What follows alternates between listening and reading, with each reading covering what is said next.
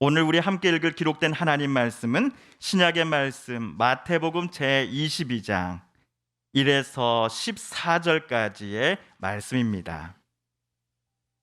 신약 37쪽경에 있는 마태복음 제22장 1에서 14절까지의 말씀 오늘 함께 읽고 묵상합니다.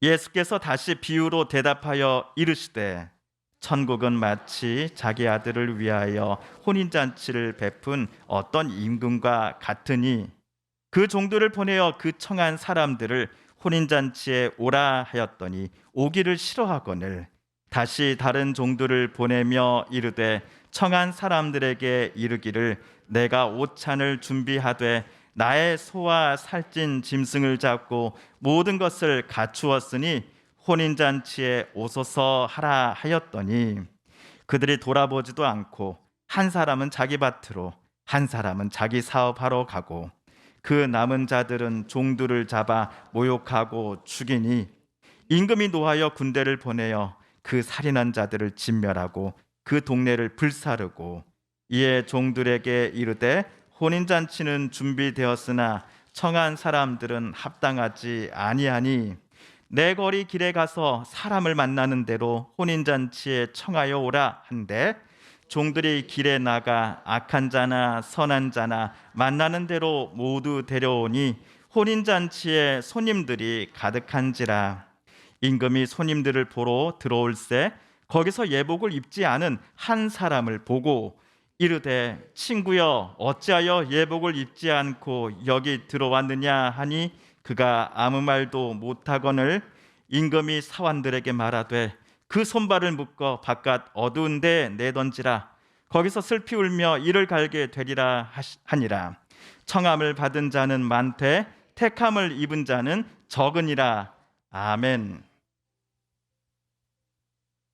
지난주 마태복음 21장에 이어서 오늘 우리는 22장에 기록된 비유를 이 아침 함께 읽었습니다. 21장과 마찬가지로 오늘 비유를 말씀하시는 때는 예수께서 십자가에 달려 돌아가시게 되는 그 고난주간의 어느 날이요, 장소는 예루살렘 안입니다. 우리 성경 22장 1절은 예수께서 다시 비유로 대답하여 이르시되 라고 쓰여져 있습니다. 하지만 영어 성경이나 원어 성경을 보시면은 이 비유들이라고 나옵니다. 실제로 오늘 예수님은 두 개의 비유를 말씀하신 겁니다. 어떻게 해서 두 개의 비유인지에 대해 설명드리기에 앞서서 먼저 우리 2절을 다시 한번 읽어보겠습니다. 시작. 천국은 마치 자기 아들을 위하여 혼인잔치를 베푼 어떤 임금과 같으니. 오늘 2절을 보실 때 많은 분들이 천국은 어떤 임금과 같다? 라는 예수님의 말씀을 어떻게 해석해야 하나라고 많이들 고민하셨을 겁니다. 저도 천국은 분명 장소 개념이고 임금은 사람인데 천국이 임금이다? 뭐가 안 맞는 것 같은데 라는 생각이 들면서 머리가 항상 복잡해졌습니다. 예수님도 참 말씀도 좀 쉽게 구체적으로 해주시지 애매하게 이게 뭐야 하면서도 제가 언어 실력이 딸리다 보니 혹은 영성이 별로 없어서 천국이 임금과 같다라는 예수님의 표현을 제대로 이해 못하고 있는 것일지도 모르면 그냥 잠잠히 있어야겠다라고 생각 들 때도 있었습니다. 그런데 이러한 궁금증 또는 의문은 최근 공동번역 개정판 성경을 읽으면서 해결이 되었습니다. 같은 장 2절을 제가 한번 읽어보겠습니다. 하늘나라는 어느 임금이 자기 아들의 혼인잔치를 베푼 것에 비길 수 있다. 공동번역 개정판의 2절에 따르면 어떤 임금이 자기 아들의 혼인잔치를 베푼 사건에 빗대어 예수님은 하늘나라가 무엇과 같다라는 것을 설명해 보이시고자 했던 것입니다. 자, 그러면 한편 오늘 22장 1에서 14절 단락은 비유가 한 개가 아니라 두 개라고 말씀을 드렸습니다. 두 개의 비유는 어디에서 시작하고 어디에서 끝나는지를 정확하게 딱 나눌 수는 없지만 제가 굳이 나눠본다면 다음과 같습니다. 먼저 첫 번째 비유는 2절에서 7절까지라고 전 생각합니다. 2절과 3절에서처럼 혼인잔치에 초대받은 사람들을 잔치 당일에 어떤 임금이 사람을 보내어 부르는 것으로부터 첫 번째 비유의 이야기는 시작합니다. 이미 초대장을 받은 사람들에게 왕은 자기 종들을 보내어서는 너희는 가서 그분들을 어서 만찬장에 모시고 오너라 라고 종들에게 지시합니다. 그런데 초대장을 이미 받았던 사람들 대부분의 반응이 여러분 무엇이었습니까? 가겠다는 거였습니까? 안 가겠다는 거였습니까? 안 가겠다였습니다. 3절 끝에 보시면요, 오히려 이미 초대를 받았던 사람들은 어떻게 말하냐면 오기를 싫어했다라고 이야기를 합니다. 비록 종에게 거절 의사를 밝힌 것이지만은 실은 그 종을 자기들에게 보낸 왕에게, 임금에게 나는 그 잔치에 가기 싫소라고 말하는 것과 같습니다. 그러나 왕은 인내심을 갖고서 다시 한번 다른 종들을 저들에게 보내어 이렇게 말하도록 시킵니다. 초청을 받은 사람들에게 가서 이제 잔치상도 차려놓고 소와 살찐 짐승도 잡아 모든 준비를 다 갖추었으니 어서 잔치에 오라고 하여라. 진수성찬을 차린 왕의 아들 혼인잔치 피로연이니 자자 초대받으신 분들은 바쁘신 일들 잠시 내려놓고 어서 오십시오 라고 말하여라 라고 시킨 겁니다. 하지만 초대받은 이들의 반응은 첫 번째보다 더 냉담했습니다. 어떤 이들은 왕이 보낸 종들의 말을 무관심하게 듣더니 자기가 지금 하던 일을 계속해야 한다며 밭으로 사업장으로 가버렸습니다. 차라리 이런 반응은 양호한 편입니다. 다른 이들은 종들을 잡아 모욕하고 죽이기까지 하였습니다. 잡다, 모욕하다, 그리고 죽이다. 참고로 앞으로 며칠 후 지금 비유를 들려주시는 예수님께 일어날 일입니다. 그러자 비유 속의 왕은 매우 화가 났기에 군대를 보내서 그 살인자들을 잡아 죽이고 그 동네를 모두 불살라 버렸습니다. 어떤 학자들은 방금 7절을 주 70년에 로마의 티투스 장군과 그의 군사들이 예루살렘을 공격하고서 예루살렘 성전을 모두 불태워버린 사건을 예언하신 예수님의 말씀이다 라고 해석하기도 합니다. 이 해석에 동의를 하든 하지 않는 사람이든지 간에 오늘 첫 번째 비유에 나오는 청함을 받았으나 정작 잔치에 나가기를 싫어했던 사람들은 예수님을 거부했던 당시의 유대인 또는 유대인 종교 지도자들을 가리키고 있다라고 우리들 모두는 동의할 것입니다. 그들은 나는 또는 우리는 하나님께 선택받은 특별한 사람들이다라고 하는 선민의식에 사로잡혀 살아가는 사람들이었습니다. 그럼에도 정작 자신들을 선택하신 하나님의 뜻과 말씀대로 살아가지 않고 오히려 선택당한 자신들의 뜻과 고집대로 살기를 더 좋아하는 사람들이었던 것이죠. 이런 사람들은 초대를 받았음에도 정작 하나님의 나라에 들어가지 못한 사람들이 되고 말았습니다. 이렇게 첫 번째 비유가 끝이 나고 두 번째 비유가 8절에서 바로 시작합니다. 왕은 자기 아들의 혼인잔치가 텅텅 비는 것을 원하지 않았습니다. 그래서 자기 종들에게 다음과 같은 명령을 내립니다. 그러니 너희는 거리에 나가서 아무나 만나는 대로 잔치에 청해 오너라 하고 말하였다. 그래서 종들은 거리에 나가 나쁜 사람, 좋은 사람 할 것 없이 만나는 대로 다 데려왔다. 그리하여 잔치집은 손님으로 가득 찼다. 이 부분에 대해 똑같은 비유를 기록하는 누가복음은 다음과 같이 적어 놓았습니다. 종이 돌아와 주인에게 그대로 고하니 이에 집주인이 노하여 그 종에게 이르되 빨리 시내 거리와 골목으로 나가서 가난한 자들과 몸 불편한 자들과 맹인들과 저는 자들을 데려오라 하니라. 마태복음과 누가복음의 기록을 종합해 보면 임금이 열어놓은 자기 아들의 혼인잔치에 새롭게 초대받은 사람들은 가난한 자, 몸이 불편한 자, 맹인, 저는 자들, 그리고 좋은 사람, 나쁜 사람들 모두가 포함되어 있었습니다. 여기서 좋은 사람이란 성품이 좋은 사람을 의미한다라고 합니다. 그렇다면 나쁜 사람, 성품이 안 좋은 사람을 가리킬 것입니다. 이처럼 새롭게 초대받아 왕의 잔치에 참여한 이들은 정말 다양한 사람들이었습니다. 제가 말씀드리지 않았지만 우리 성도님들은 오늘 비유 속의 임금이 왕이 하나님 아버지를, 그리고 혼인잔치의 주인공인 아들은 예수님을 각각 가리키고 있다 함을 이미 눈치채셨을 겁니다. 그러므로 오늘 비유에서 우리가 눈치챌 수 있듯이 하나님 나라로 또는 하나님의 보호하심의 날개라고 하는 그 울타리 안으로 하나님께서 초대하시고자 하는 이들은 매우 다양한 사람들임도 우리는 알 수 있습니다. 교회는 여러분 하나님 나라를 상징하는 공동체라고 우리는 배우고 또 가르쳐 왔습니다. 그러니 누구는 가난해서, 아니면 어떤 사람은 너무 부유해서 우리 교회 공동체 안으로 당신은 들어올 수 없습니다라는 이야기를 교회는 해서는 안 되겠지요.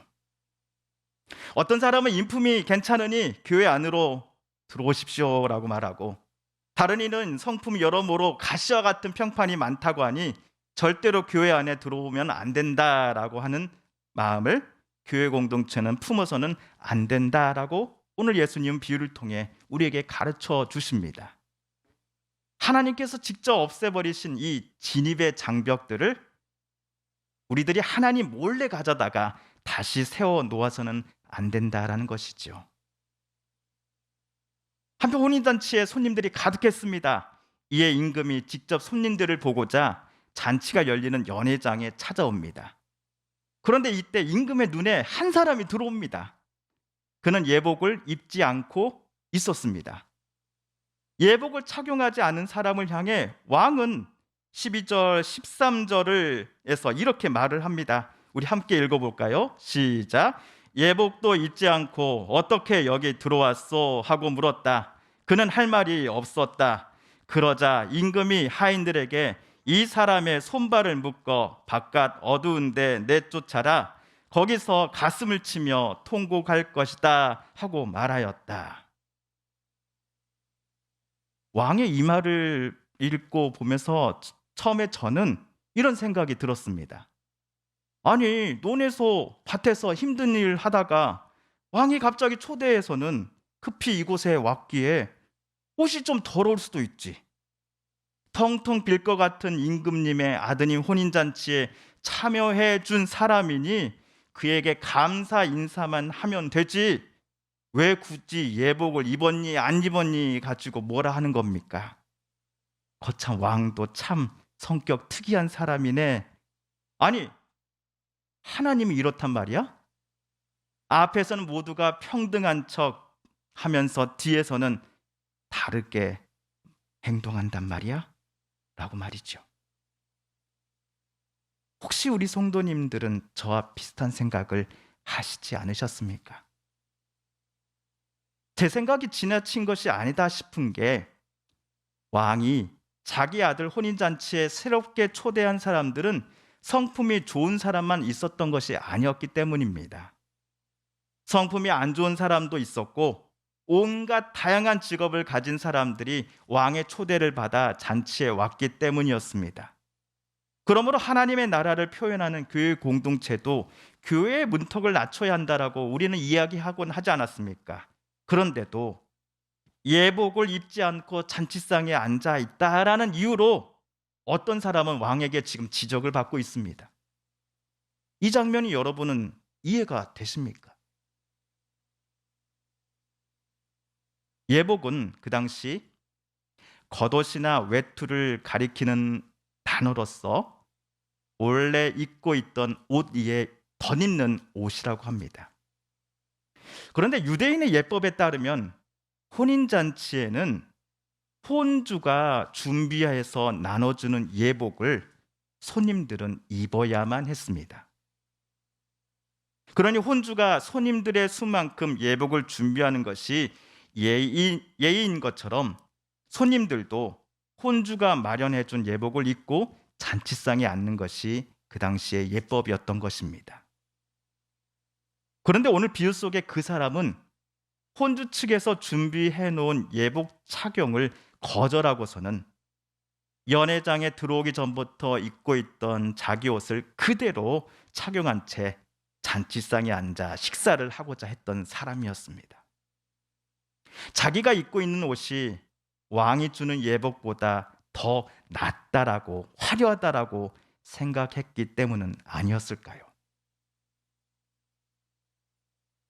주석가들은 임금의 잔치석상에서 이러한 일이 있었다라는 것은 마지막 날 심판의 자리에 하나님이 원하시는 예복을 입지 않는 자들이 서 있게 될 것이다라는 사실을 암시한다라고 말해줍니다.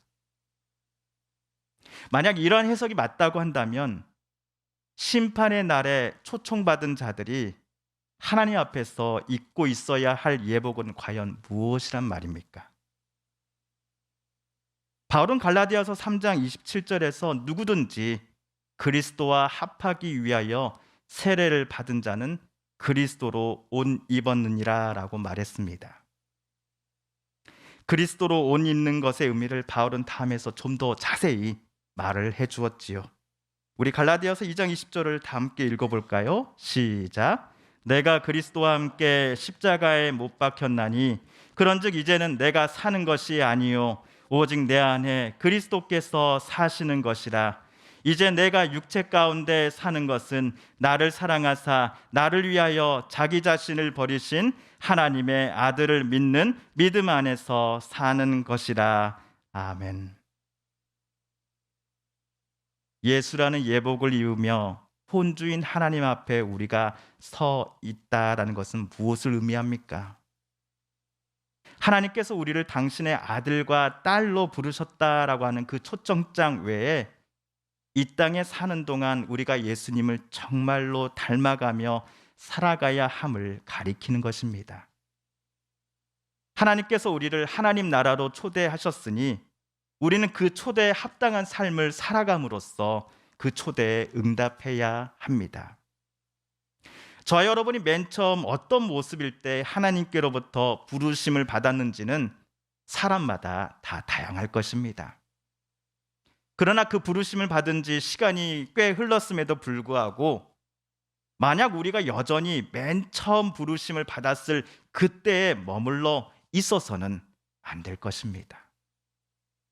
하나님은 우리가 신앙에 있어서도 어린아이에서 어른이 되어가기를 원하십니다. 우리들에게 성숙한 신앙을 요구하십니다. 예수님은 하나님의 뜻에 기쁨으로 순종하십니다. 자기를 겸손히 남보다 낮추되 나를 사랑하는 것만큼 다른 이들을 진심으로 존중하고 사랑하심이 무엇인지를 말뿐만 아니라 삶으로 직접 예수님은 우리들에게 보여주셨습니다. 그리스도를 만나고 날마다 주님과 교제함으로 인해 주님 만나기 전 우리가 입었던 그 과거의 옷들을 모두 벗어버리고 대신 주님이 새롭게 주신 옷을 입기를 하나님은 우리에게 요청하고 계십니다. 예수님은 오늘 비유를 마치시면서 청함을 받은 자는 많되 택함을 입은 자는 적다라고 탄식하셨습니다.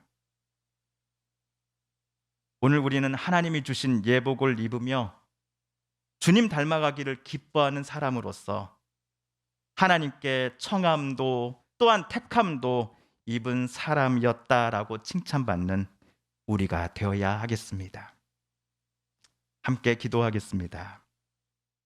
TV CF, 라디오 CM, 선거 홍보 영상, 기업 홍보 및 기록 영화를 전문으로 기획, 촬영하여 제작하는 산여울 기획은 1등 제품을 2등 가격으로 공급합니다.